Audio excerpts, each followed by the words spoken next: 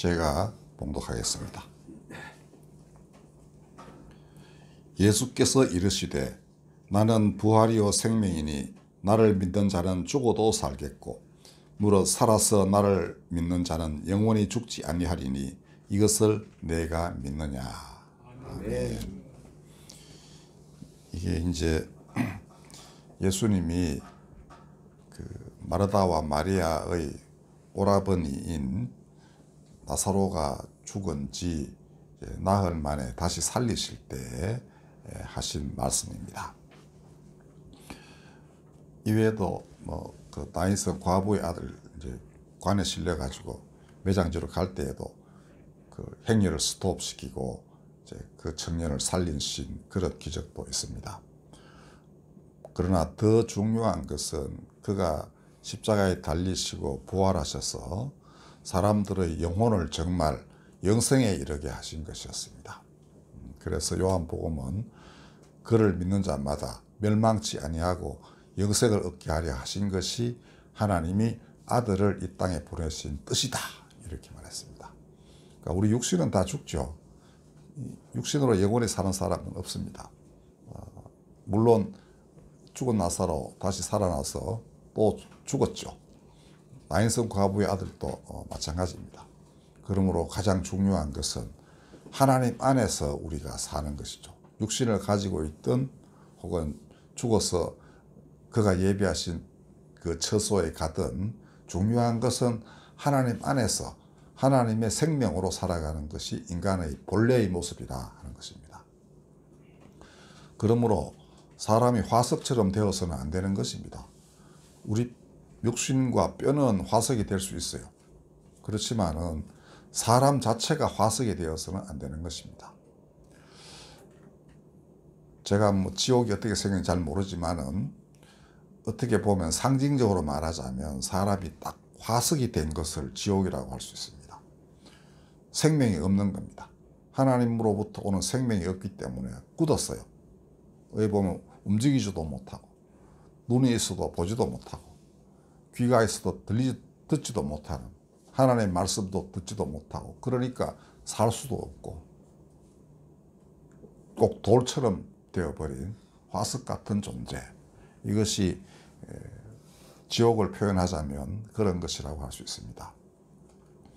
근데 뭐가 잘못되어 가지고 아주 큰 잘못을 저질러서 그런 화석 같은 사람이 되기도 하지만은 또 한편으로는 지극한 재난이나 억울한 죽음으로 인해서 원통함을 풀 길이 없어 가지고 딴 게 아무것도 들리지 않는 이런 상태도 어찌 보면 화석 같은 존재라고 할 수 있습니다. 대단히 그 비극적인 일이죠. 원한에 사무치면은 다른 어떤 것도 들어오지 않는 이런 상황이 전개가 됩니다. 본인 마음속에 그 복수심 이외에는 아무것도 남아있지 않거든요. 그래서 예수님이 원수를 사랑하라 하신 겁니다. 자, 근데 문제는 이 땅 인류의 역사가 시작한 이래 그런 사람들이 너무너무 많다는 겁니다. 그런데 이 과거가 풀리지 않고서는 현재의 상황이 풀리지 않을 것입니다. 다 거기 상속되어 있거든요. 원한 같은 게 다 내려옵니다. 여러분들 우리나라 사람들도 반일 감정에 부추길 때 보면 옛날 얘기 꺼내지 않습니까? 일제놈들이, 일본 놈들이 36년 우리한테 어떻게 했는지 이거 자꾸 되살려가지고 또 막 그 감정을 부추기고 하는 것입니다. 그러므로 그 모든 과거가 해소되어야 지금도 풀리는데 아마 우크라이나, 러시아도 그런 측면에서 이건 정치적이고 경제적인 현재의 그런 판단이 아니라 대단히 영적이고 종교적인 측면에서 보는 해법이라고 할 수 있습니다. 과거가 해결돼야 된다 이거죠. 그러면 과거를 어떻게 풀어내느냐, 이미 다 사라지고 없는 옛날 얘기인데 예수께서 우리 기독교인에게 주신 중요한 말씀이 있습니다. 베드로에게 천국 열쇠를 주실 때 내가 땅에서 매면 하늘에서도 매이고 땅에서 풀면 하늘에서도 풀린다라고 했습니다. 그러니까 땅의 사람들이 과거를 회상하고 그거 다 나에게도 들어와 있습니다. 과거를 회상하면서 그들이 다시 화해하는 길을 찾도록 정말 하나님의 생기가 흘러들어서 서로 간의 장벽이 허물어지고 원수가 이제 사랑하는 관계로 변화되는 것, 이거를 끊임없이 기도하는 사람들이 있어야 이 세상이 정말 하나님의 나라가 되는 것입니다. 그래서 베드로에게 천국의 열쇠가 이거다. 근데 그게 뭐냐 하면은 네가 땅에서 풀어야 그래야 하늘에서도 풀린다. 그 다음에 끊어진 관계를 땅에서 맺으면 하늘에서도 맺어진다. 그죠? 원수를 맺으라는 게 아니라 끊어졌던 사람들을 하나님의 사랑으로 묶어내는 거. 그 다음에 원수된 관계로 얽히고 설켜가지고 서로 어른거리는 관계를 네가 사랑으로 풀면은 하늘에서도 풀린다. 자, 그래서 예수 가르친 그 말씀에 따르면은 기독교인은 과거를 변화시킬 수 있는 사람입니다. 이 어떤 면에서는 누구도 가지지 못한 권한을 예수를 믿는 사람들에게 하나님이 주신 것입니다. 과거를 풀어라 이거죠. 그러면 현재도 풀어지고, 이 현재를 보면 너무나 참 복잡하죠. 이 어떻게 풀까? 과거를 풀어내야 된다. 근데 과거는 지나가 버렸잖아. 어떻게 풀 거야? 이러는데 과거를 풀 수 있다는 겁니다. 이 말씀은. 그리고 그거는 또한 현재 살아있는 사람들 간에 뭔가를 이루어야만 실질적으로 과거도 풀리는 거예요. 그 마음가짐도 그렇게 해서 기도도 그렇게 할 뿐 아니라 이 시점에서 어떻게 우리가 화해할 것인가를 다 이제 한참 후손들이겠죠. 그들 간에 또한 화평이 이루어지면은 그것이 저 위에 있는 화석이 된 사람들이 생기를 얻어가지고 서로 소통하게 된다 하는 것입니다. 이미 예수 오시기 전 수백 년 전에 하나님이 에스겔에게 그걸 보여주셨습니다. 마른 그 골짜기로 갔더니 마른 뼈가 가득했습니다. 근데 하나님이 에스겔에게 말하기, 거기는 인자라고 되어 있습니다. 사람의 아들 말씀하시기를 생기가 불어넣어져서 이 모든 뼈들이 살아나게 하라, 산자가 되게 하라라고 하십니다. 자, 똑같죠? 이 인자는 지금 살아있어서 하나님의 말씀을 듣는 사람입니다. 에스겔 자신이라고 할 수도 있겠어요. 그 살아있는 사람이 과거의 사람들, 이미 죽어서 백골 돼가지고 뼈만 남아있는 사람들에게 하나님의 생기가 흘러들어서 산자가 되게 하라 했더니 실제로 그렇게 됐다는 겁니다. 본인은 신기하게 생각돼요. 어떻게 이루어질 수 없는 일이 이루어지는가. 근데 하나님이 그 인자에게 권한을 주신 거예요. 네가 말해라. 그러면 생기가 흘러든다. 생기는 너 것이 아니지. 분명히 하나님으로부터 오는 사람의 생명의 근원인데 네가 말해야 그렇게 된다. 이렇게 되는 겁니다. 되게 중요하죠. 하나님 사람에게 굉장한 권한을 주신 겁니다. 산자에게 말씀하시기를 네가 말해라. 그러면 죽은 자들이 살아난다. 예수님이 이 에스겔의 환상대로 그대로 하신 겁니다. 아들에게 권한을 주셨습니다. 네가 말해라. 죽은 자가 살아난다. 그러니까 예수님이 과감하게 오늘처럼 말씀할 수 있는 겁니다. 나는 부활이요 생명이다. 그러면 나를 믿는 자는 죽어도 산다. 그 다음에 살아있는 자는, 살아서 나를 믿는 자는 영원히 죽지 아니한다. 왜냐하면 하나님의 생기가 이미 들어와서 끝없이 계속 가니까. 한 번 들어오신 하나님의 생기가 끊어지는 법은 잘 없다고 여러분들 믿으시면 됩니다. 어느 북한 그 할머니 신자가 그랬다 그러죠. 한 번 하나님이 들어오시면 나가시는 법이 없다고. 그래서 김정일이가 교황 방문 취소 그러니까 했다고 그러지 않습니까? 야, 이런 놈들이 있는데 내가 이거 잘못 건드렸다 큰일 나겠다. 어떤 사람들은 이제 내가 안 믿겠어. 도저히 하나님 안 계신 것 같아. 이러고 뛰쳐나가기도 하고 그럽니다. 그러나 절대로 그렇지 않습니다. 그 사람은 어떤 연유로 하나님이 안 계신 상황을 경험했을 뿐 하나님은 그 마음을 통하여 오히려 하나님이 살아계신다는 것을 언젠가는 확실히 보여주시게 되어 있습니다. 예수 또한 말씀하시기를 하나님은 죽은 자의 하나님이 아니요 산 자의 하나님이시라. 하나님에게는 모든 사람이 살았느니라. 누가복음 20장 38절. 하나님에게는 모든 사람이 살아있다는 겁니다. 왜냐하면 하나님이 생명 그 자체이시고 사랑 자체이시니까 하나님 나라 안에 화석같이 된 사람이 있어서는 안 되는 것입니다. 반드시 화석을 산 사람 되게 하셔야 돼요. 그게 하나님이 만드신 이 세상의 근본 모습입니다.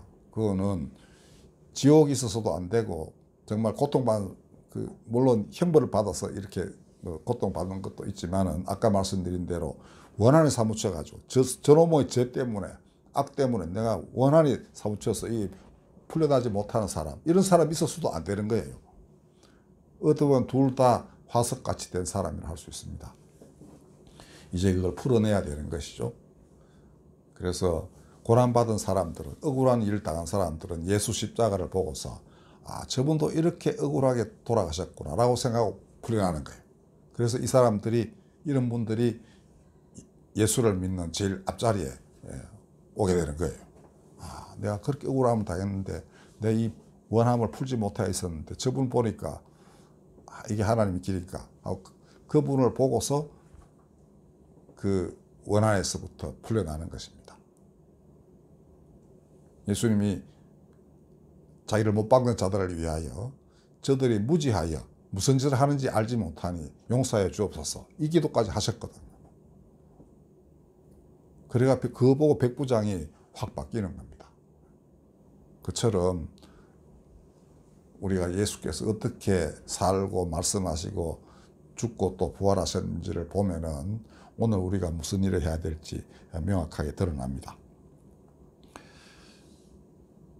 다시 한번 말씀드리자면은 에스겔의 그 환상은 예수께서 고스란히 이 땅에 실현하셨고 또 오늘 우리들 들어도 하라고 하시는 말씀인 겁니다. 2000수백 년 전 말씀이지만은 하나님 지금도 아들 예수를 통하여 그를 믿는 사람들에게 네가 가서 이 화석같이 된 사람들에게 생기가 불어넣어지도록 기도하라 이겁니다. 땅끝까지 가서 전해야 될 복음이라는 게 하나님이 사람 살리시는 그 전하라는 거 아닙니까? 그죠? 그럼 하나님의 생명이 들어와서 많은 뼈들이 붙어서 산 사람 되고 하나님을 찬양하게 하는 거 이게 교회가 해야 될 일인 것입니다. 여러분들 그런 자리에 부르심을 입었습니다. 지금 있는 사람, 앞으로 살 사람 이들만을 위해서 기도하지 마시고요. 과거에 그 무수히 많은 사람들을 위해서 기도를 하셔야 돼요. 저도 오랫동안 해왔습니다. 사람들은 교회는 죽은 사람을 위해서 기도하면 쓸데없다. 왜냐하면 이미 그것 딱 끝이고 그거 가지고 심판받는다 이러지만 천만의 말씀. 오늘 보십시오. 예수님이. 그냥 다 마구마구 구원하십니다. 그리고 아브라함 같은 경우도 마찬가지로 그런 내 때 보기를 기다리며 즐거워하다가 보고 기뻐하였다 이렇게 하셨습니다. 그런데 아브라함 한 사람뿐이었습니까? 그죠? 자, 이것이 오늘 우리들에게 주어진 사명이고요. 그래서 저는 여러분들에게 권합니다. 현대사만 해도 그렇습니다. 그죠? 일단 우리 한국 땅에서 전쟁으로 희생된 무수한 사람들이 있죠. 여러분들 주공군도 위해서 기도하십시오. 제가 지난번 우리 12월 15일에 행사했을 때 그 1차 대전 때 독일군하고 그 프랑스 영국군 사이에서 크리스마스 트리 때문에 성찬을 화해했다는 얘기 있었죠. 한국 전쟁에서도 그랬답니다. 미군 누군가가 그 성탄절인지 그건 모르겠는데 중공군 대공세니까 한겨울에 그도 그 장진호 전투에서 뭐 그랬는가 그런데 누가 아베 마리아를 불렀대요. 조용해지더랍니다. 노래 끝나니까 중공군 진지에서 박수 소리가 막 나오더라고요. 그 사람들도 전쟁하기 싫은 거죠. 그 추운데 끌려와가지고 총도 제대로 안 갖고 있는 놈들이 많았다는데 지도 죽을 것 같고 상대방도 참 우리가 뭐 때문에 전쟁하는지 잘 모른다 이거죠. 근데 아베 마리아 그거 듣고는 마음이 가라앉은 겁니다. 자, 이런 일은 도처에 일어납니다. 그러니까 그 외에 베트남 전쟁, 캄보디아에 300만 명이 그 폴포트 정권 하에서 그냥 무참하게 죽었습니다. 저는 못 가봤지만 보면 박물관에 백골을 계속 가득가득 쌓아놨대요. 과거를 돌이켜 보자고. 자, 우리 그러면 잊어서는 안 되는 겁니다. 유대인들 600만 명 있죠. 여러분들 우리하고 상관없는 백성이라고 해서 기도 안 하고 그렇게 해서는 안 되는 겁니다. 하나님은 산자의 하나님이시고 모든 사람은 하나님 안에 살아있기 때문에 우리 하나님 안에서 우리도 새로 죽었다가 살아난 사람들 아닙니까? 예수로 인하여. 그러면 모든 죽은 자를 위해서 당연히 기도를 하셔야 됩니다. 그들을 위해서 기도하고, 그 다음에 역사상 보면 무수히 비참한 일들이 많았습니다. 접할 때마다 기도를 하십시오. 그러면 서서히 현재의 이 얽히고 설킨 그 원한 관계가 풀어지게 되리라고 저는 믿습니다. 예수께서 우리에게 주신 기도의 사명이라고 저는 확신합니다. 기도하겠습니다. 화석이 된 이들을 하나님이 생기로 살리소서. 그 말씀을 전할 사람들을 일으키사 그들의 기도가 쌓이고 또 쌓이고 또 쌓여서 진실로 예수께서 그 부활이요 생명이신 예수께서 그들 가운데 현현하시고 그들 안에 살게 하여 주시옵소서. 우리 주 예수님의 이름으로 감사하며 기도드렸습니다. 아멘. 497